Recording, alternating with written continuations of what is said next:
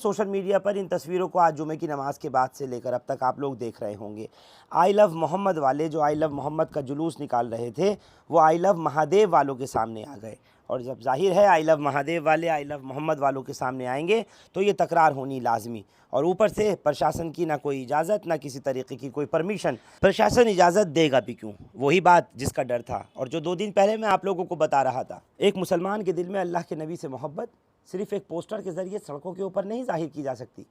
ये मोहब्बत वो मोहब्बत है कि मुसलमान जिनकी आन बान शान के खातिर अल्लाह के नबी के लिए नामूस रिसालत के लिए अपना तन मन धन यहाँ तक कि अपनी जान को कुर्बान तक करने को तैयार हैं। लेकिन आज जिस तरीके से हुआ, मौलाना तौकीर रज़ा ने बरेली में इस्लामिया इंटर कॉलेज ग्राउंड में जिस तरह की कॉल दी थी और मुसलमानों को वहाँ पर जमा होने के लिए और वहाँ बुलाने के लिए आह्वान किया, मौलाना को तो सुबह ही नज़रबंद कर दिया गया था।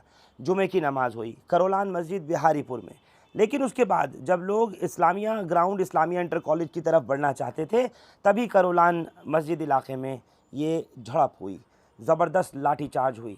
क्या हालत थी मुसलमानों की उस वक्त में लफ्ज़ों में बयान नहीं की जा सकती, तस्वीरें इतनी नहीं हैं।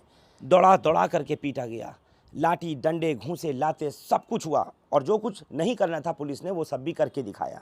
धन्य हो यूपी पुलिस। लेकिन पुलिस यही कह रही थी, दलील बार बार यही दे रही थी कि हमारी तरफ से कोई इजाज़त नहीं थी और लोग आगे बढ़ना चाहते थे। आई लव मोहम्मद के पोस्टर्स लेकर के प्रदर्शनकारी इस्लामिया इंटर कॉलेज की ग्राउंड में जाना चाहते थे। जितनी तकलीफ़ें जितनी चोटिल लोग आज हुए हैं उन तस्वीरों को ज़रा एक बार पहले देखिए।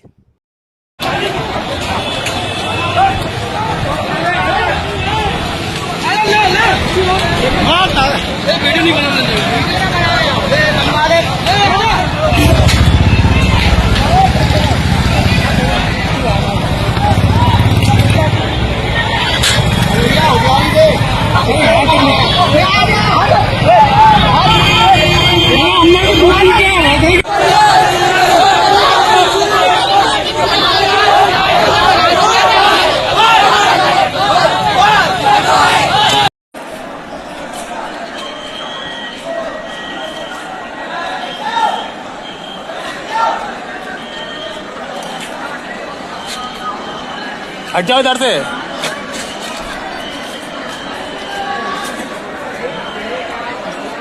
हम खाली प्रदर्शन कर रहे थे, अपने नबी के नाम का नारा कुछ नहीं लगाया हमने, खाली हम इजाज़त मांग रहे थे कि सरकार हमें इस्लामी तक जाने दो।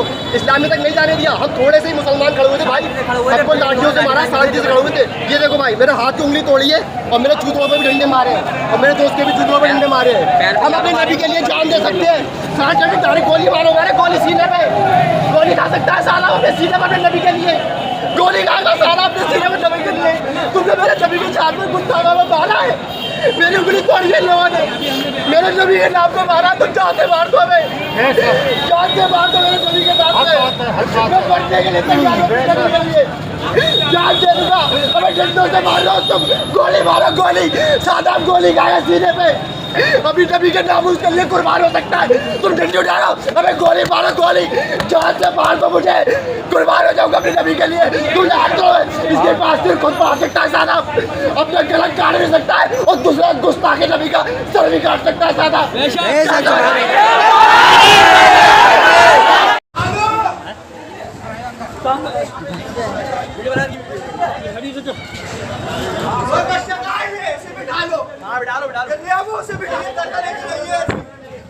अरे नहीं, हम लोग कहीं नहीं जाए।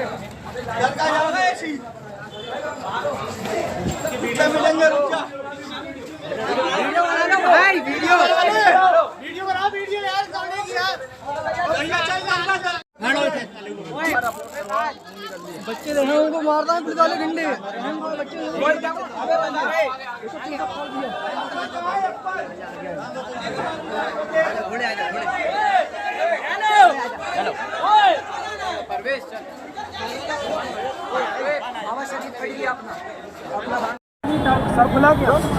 ये सब है हाथ। ये भाई के यहाँ लोग कुछ जा रहे थे तो पुलिस ने रोका है और पुलिस ने लाठीचार्ज करी है इन पे। इनके साथ के भी कुछ लोग थे, वो भी जख्मी हुए हैं। वाले ने रोका गया, जाने पर रोका गया और इन पे लाठीचार्ज करके इनको देखो इतनी चोट पहुँचाई गई है।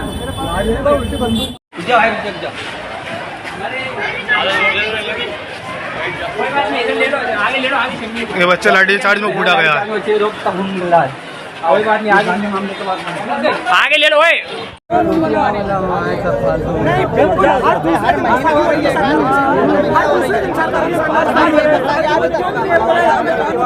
गिरफ्तारी करने के लिए हमारे हवाले करते हो।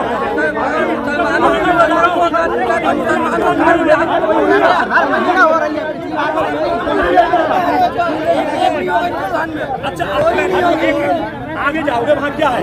नहीं, अगर आप रोक क्यों रहे हो? बाकी वाले लोग सुनिए, आप लोग शांति बनाए रखिए। पहले चीज को शांत होना है, दूसरा ध्यान से अपनी बात बताइए। करोलान में लाठी चार्ज के दौरान लड़के का आई चोट।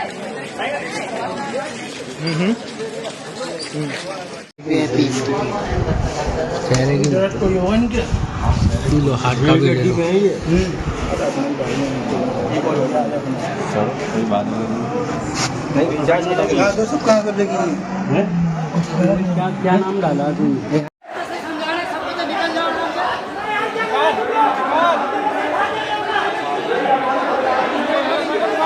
अधिकारियों से बात कर रही है खुद, और अधिकारियों ने आश्वासन दिया है कि जितने लोगों की चोट लगी है सबको मरहम पट्टी कराई जाएगी, सबको छोड़ा जाएगा। ये हजरत की तरफ से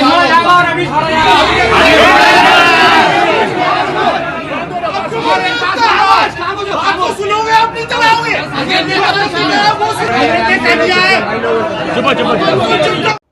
सुन रहे हैं आप? कह रहे हैं कि अधिकारियों से बात की है और अधिकारियों ने, प्रशासन ने आश्वासन दिया है कि जिन बच्चों के, जिन लोगों के चोटें आई हैं, जो लोग इंजर्ड हुए हैं, उनके मरहम पट्टी और इलाज कराएंगे। अब कराएंगे इलाज, नौबत ही क्यों आई ऐसी? यही बात मैं आपसे कहना चाहता था।